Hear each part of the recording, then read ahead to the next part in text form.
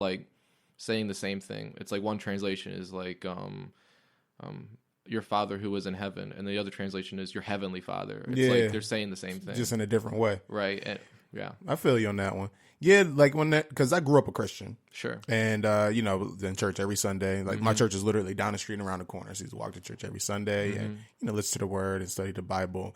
I think the main thing I got from it, while I was, divulged in it, was just the lessons I was able to bring into, like, the real world. You know what I mean? Like, I just took, like, some of the main things that I still apply in life. Like, treat people how you want to be treated. Right. Simple shit like that. Right. And then as I got older, and I started to sort of, like I said, think for myself for the main part. Because a lot of it was my mother telling me to go to church, and I had family going there. And I kind of felt pressured to go. And I do cherish the moments that I did go, because it was like a second family, and you found comfort there. And then as I got older and kind of like got away from it, and I was kind of like, hey, you know what? I'm not really feeling this. You know what I mean?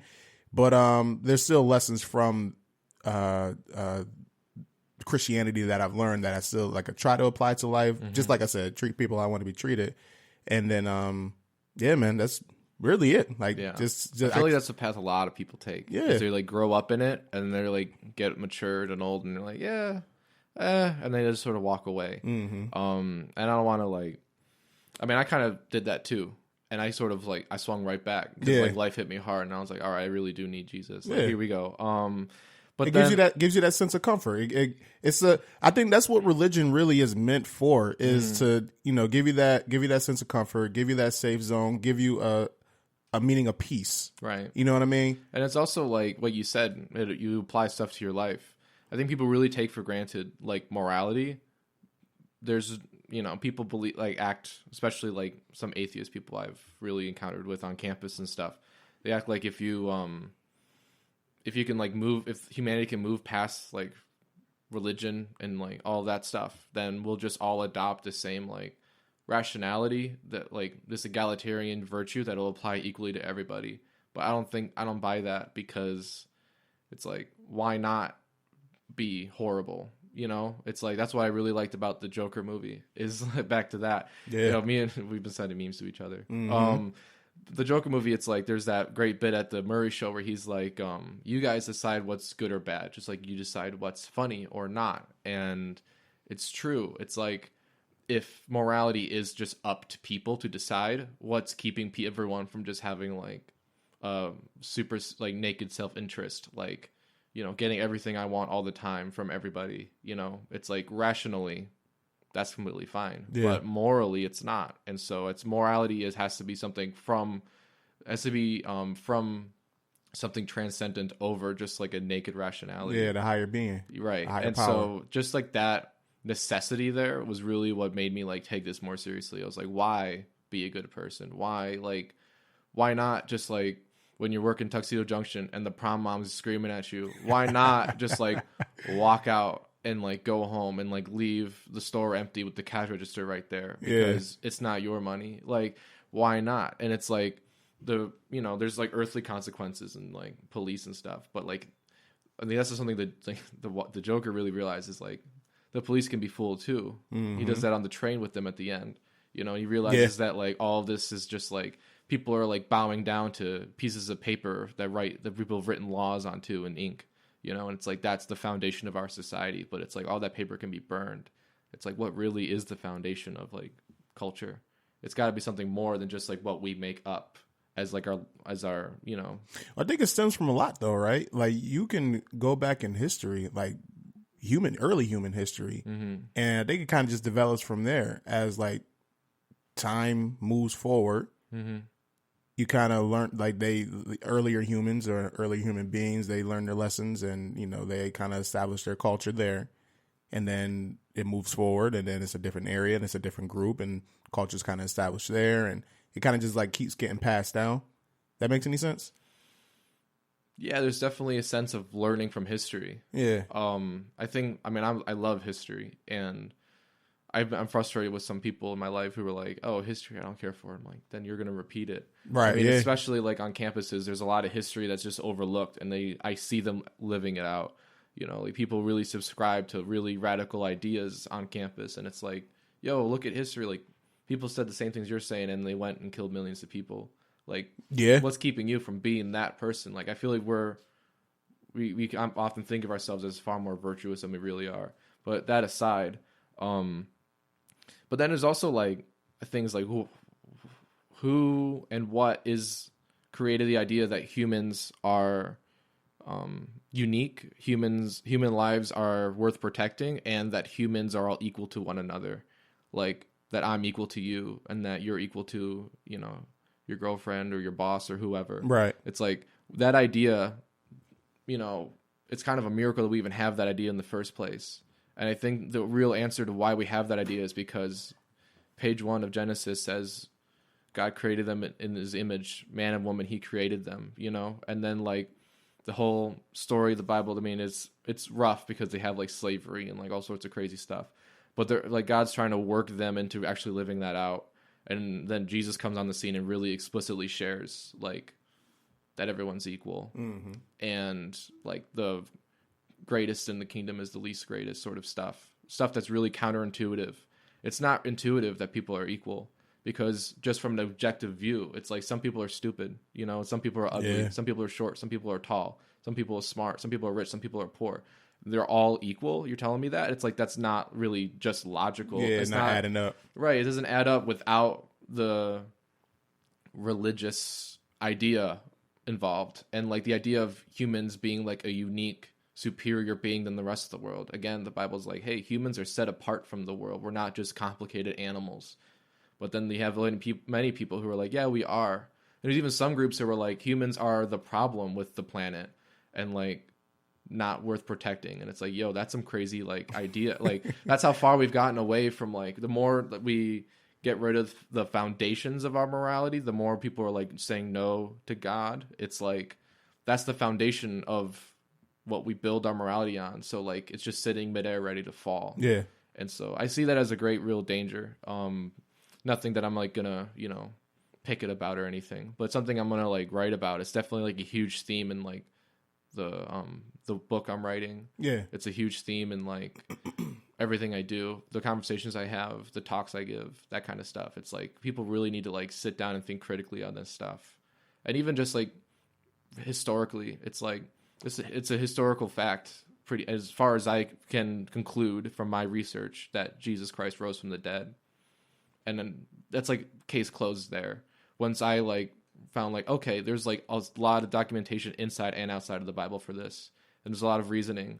And it's like, and the early church and like the martyrs and stuff, it's like just learning all about it and like, oh, this isn't like fantasy, it's history. And then being like, okay, I'm going to take this super seriously now and like really put my life to this. Cause I realize like when I talk about it, people listen. And when, they listen, God actually like moves in their heart. And so I'm like, okay, maybe I can like preach, maybe I can evangelize, maybe I can do these type of things.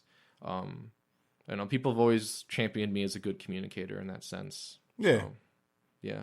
That's good stuff, man. Well, hey, listen, I hope that work out, man. I hope that, you know, if you keep divulging into it and, you know, doing your research and studying it more, and it makes you a better person. You know, that's the main thing. Like I said, that's religion for, if I was like, for me, I like to look at like all aspects of religion, Christianity, Buddhism, am I saying it right?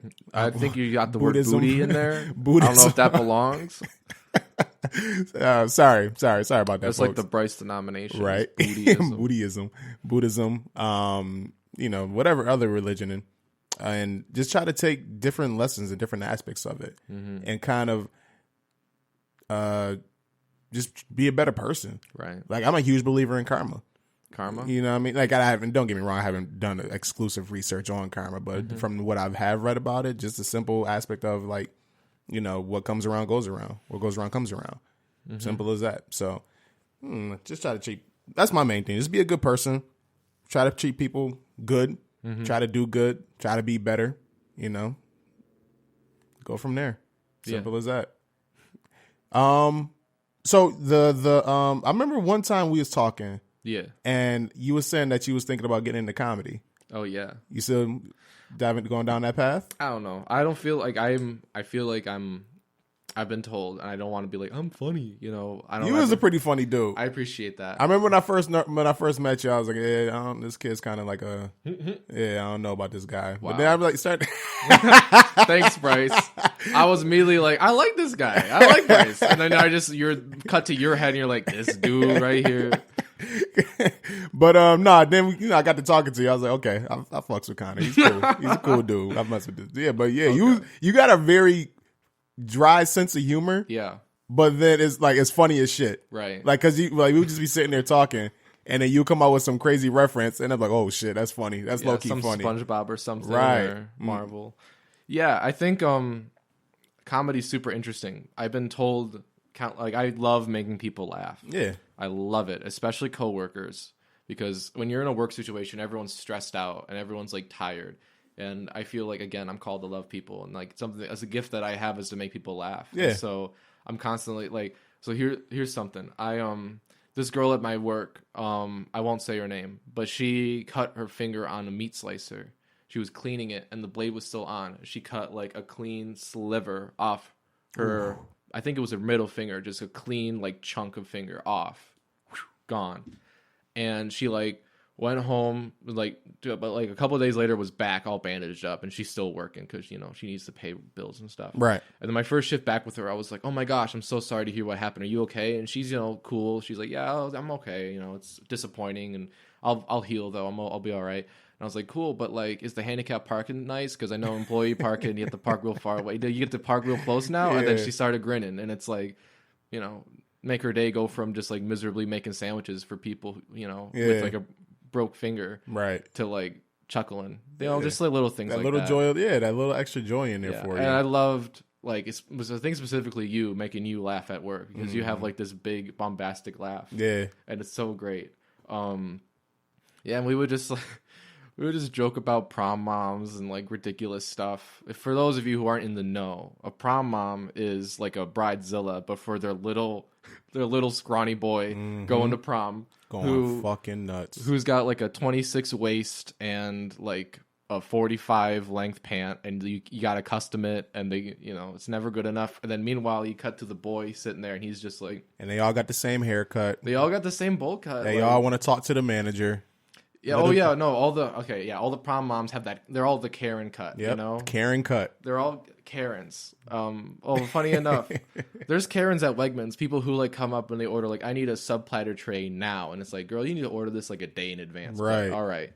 And I was like, what's the name for the order? They're like, Karen. I'm like, I knew it. Like, legit. I just knew it. I knew it. She said this customer said like Karen, and I almost like burst out laughing because I was like, the way you're behaving to employees, you gotta be a Karen. You gotta be a Karen. It's too appropriate. But yeah, and I'm sure there were like, I'm sure half the prom moms were like, yeah, put Karen on the bill. But yeah, and then I'm just thinking about Tuxedo Junction stories. Seriously, man. I remember like going home every shift. I'd leave at like 9:30. Come home, and my parents would be like up, but like ready to go to bed, and they'd be looking forward to me coming home to rant about whatever happened that day. And they would like be on the edge of the seat, like, what happened today, Connor? And I would just like rant about like how somebody put on their coat and immediately tried like hugging air and like stretching and like doing jumping jacks. Like, this is too tight. This is too tight. Right. And it's like, it's not athletic wear. What are you doing? You're gonna be sitting, standing, and shaking hands. You can do that in this. You know, it fits you. I don't get it. People, man, we, like you said, we can actually, let's go down that rabbit hole. Let's just go down that rabbit hole. Tuxedo Junction. Like, I love that job while I had it. It's the most insane job conceptually. If I told somebody who was like, what's a job like in Buffalo? And I told them about Tuxedo Junction, they'd be like, I'm not moving there. You know, it's like, oh, you get paid minimum wage and you work like the worst hours. Like I said, 10 hours.